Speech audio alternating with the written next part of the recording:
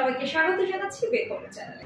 Israel ও পাকিস্তানের মধ্যে সম্পর্ক স্বাভাবিক হওয়ার একটি আশা দেখা যাচ্ছিল, তবে গাজায় সংঘাত শুরুর পর দেশটির মানুষের মধ্যে চরম ইসরায়েল বিদ্বেষ দেখা দিয়েছে।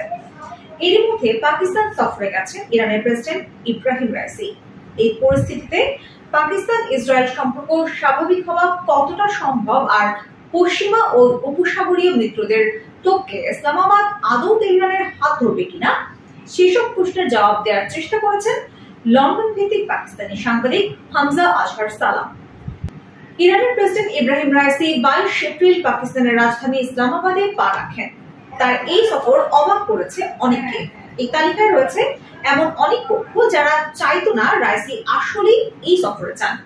বিস্মিত হয়েছেন পাকিস্তানের অনেকেও, কেননা চলতি বছরের শুরুর দিকে দেশ দুটি একে অপরের ভূখণ্ডে বিমান হামলা চালিয়েছিল। অবশ্য এমনিতে মোটের উপর তাদের সম্পর্ক শান্তিপূর্ণ। গত 17 জানুয়ারি পাকিস্তানের প্রথম বিমান হামলা চালায় তেহরান। পাকিস্তানে অবস্থান করা ইরান বিরোধী সশস্ত্র গোষ্ঠী জাইশ আল আদলের অবস্থান লক্ষ্য করে এই হামলা চালানো হয় বলে জানিয়েছিল দেশটি। হামলায় 2 শিশু নিহত ও 3 জন আহত হয় বলে দাবি করে ইসলামাবাদ। পরে ইরানে বেলুচ বিচ্ছিন্নতাবাদীদের লক্ষ্য করে পাল্টা বিমান হামলা চালায় পাকিস্তান। এতে নিহত হন 9 জন। এই ঘটনার পর অল্প সময়ের জন্য পাকিস্তান ও ইরানের মধ্যে কূটনৈতিক সম্পর্ক স্থবির ছিল। পরে তা আবার স্বাভাবিক হয়েছে। এর কয়েক মাস পরে ইসলামাবাদ, লাহোর ও করাচি সফরে গেলেন ইরানের প্রেসিডেন্ট। তার সফরের আগে ইসলামাবাদের একটি গুরুত্বপূর্ণ সড়কের নামও দেওয়া হয়েছে ইরাক এভিনিউ। এমন পরিস্থিতিতে একটি প্রশ্ন সামনে আসছে, তা হলো সম্প্রতি একটি গুঞ্জন বাড়ছিল যে ইসরায়েলের সঙ্গে সম্পর্ক স্বাভাবিক করার কথা ভাবছে পাকিস্তান সরকার। এই গুঞ্জন যদি সত্যি হয়, তাহলে রাইসির পাকিস্তান সফর তার উপর কি প্রভাব ফেলবে? সৌদি আরবের সঙ্গে পাকিস্তানের ঘনিষ্ঠ সম্পর্ক রয়েছে। দুই দেশই যুক্তরাষ্ট্রের মিত্র। জ্বালানি তেল সমৃদ্ধ সৌদি আরব থেকে বড় বিনিয়োগ পেতে মরিয়া ইসলামাবাদ। পাকিস্তানের 25 লাখ জনগণও সৌদি আরবে কাজ করে। তাদের পাঠানো অর্থ পাকিস্তানের নড়বড়ে অর্থনীতি টিকিয়ে রাখতে গুরুত্বপূর্ণ ভূমিকা রাখছে। অপরদিকে তেহরানের সঙ্গেও সম্পর্ক বাড়াতে চায় ইসলামাবাদ। এই লক্ষ্য এই অঞ্চলের কৌশলগত ভারসাম্য ধরে রাখা। আরেকটি লক্ষ্য নিজের বৈদেশিক ও অর্থনৈতিক সম্পর্ক সুরক্ষিত রাখা। ইব্রাহিম রাইসির আশা পাকিস্তান ও ইরানের মধ্যে বাণিজ্য বেড়ে $1000 কোটি হবে বছরে। এছাড়া পাকিস্তানের অন্তত 10 থেকে 15% বাসিন্দা শিয়া সম্প্রদায়ের। তাদের বড় একটি অংশ প্রতি বছর ধর্মীয় আচার পালনে ইরানে যায়। পাকিস্তান ও ইরানের মধ্যে আরেকটি মিল রয়েছে, তা হলো বর্তমান পরিস্থিতিতে দুই দেশই ইসরায়েলের সমালোচক।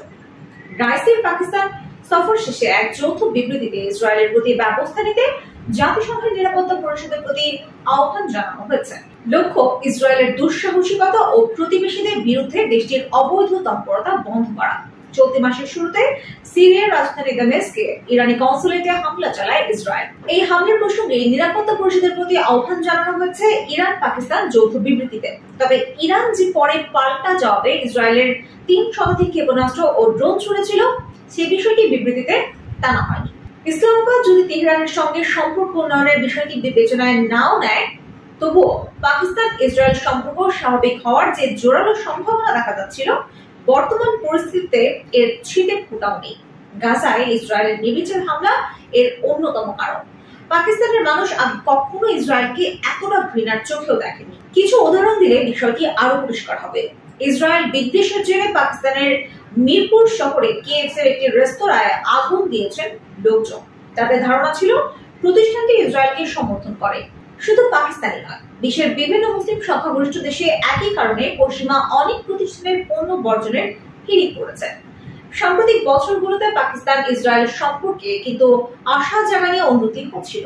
দুই দেশের সাংবাদিক ও শিক্ষাবিদেরা উচ্চ পর্যায়ের সফরও করেছিলেন। এখন চিত্র পুরোপুরি বদলে গেছে। পাকিস্তানিরা ইসরায়েলকে এখন এতটা ঘৃণা করেন যে দেশটিকে স্বীকৃতি দেওয়ার কথা তুললেও পাকিস্তানের কোন সরকারই জনরোষের মুখে পড়তে পারে। তাছাড়া পাকিস্তানের যে কোনো পদক্ষেপ বড় ভাই সৌদি আরবের আগাম পদক্ষেপ অথবা সবুজ সংকেতের উপর নির্ভর করে। গাজার হামলার পর সৌদি আরব ও ইসরায়েলের সঙ্গে সম্পর্ক স্বাভাবিক করার প্রক্রিয়া স্থগিত করেছে। রিয়াদ যদিও বলেনি ভবিষ্যতে তারা এই প্রক্রিয়ার দিকে আর এগোবে না, তবে এই ইঙ্গিত দিয়েছে যে স্বাধীন ফিলিস্তিন রাষ্ট্র প্রতিষ্ঠার উপরেই সম্পর্ক স্বাভাবিক হওয়ার বিষয়টি নির্ভর করবে। ইসরায়েল যখন গাজায় জয় পাওয়ার দাবি করবে, তখন দেশটি পাকিস্তান সহ মুসলিম বিশ্বে আরো ঘৃণার পাত্রে পরিণত হবে। অপরদিকে ইরানের সঙ্গে পাকিস্তানের বন্ধুত্বেরও কিছু সমস্যা রয়েছে। পাকিস্তানের কৌশলগত সিদ্ধান্ত গ্রহণের সঙ্গে জড়িত বলে মনে করা হয় এমন অনেক নীতি নির্ধারকের ধারণা বন্ধু হিসেবে তেহরান নির্ভরযোগ্য নয়। সব মিলিয়ে বলা যায়, পাকিস্তান ও ইসরায়েলের মধ্যে যে সম্পর্ক স্বাভাবিক হওয়ার আশা দেখা যাচ্ছিল তা এখন অনেক দূরে সরে গেছে। ভবিষ্যতেও তা বাস্তবায়নে শক্তিশালী বাস্তবমুখী রাজনীতির প্রয়োজন পড়বে। ওদিকে দীর্ঘদিনের পশ্চিমা ও উপসাগরীয় মিত্রদের টপকে তেহরানের হাত ধরতে সত্যিকার অর্থে ইসলামাবাদ প্রস্তুত আছে কিনা সে প্রশ্ন থেকে যাচ্ছে।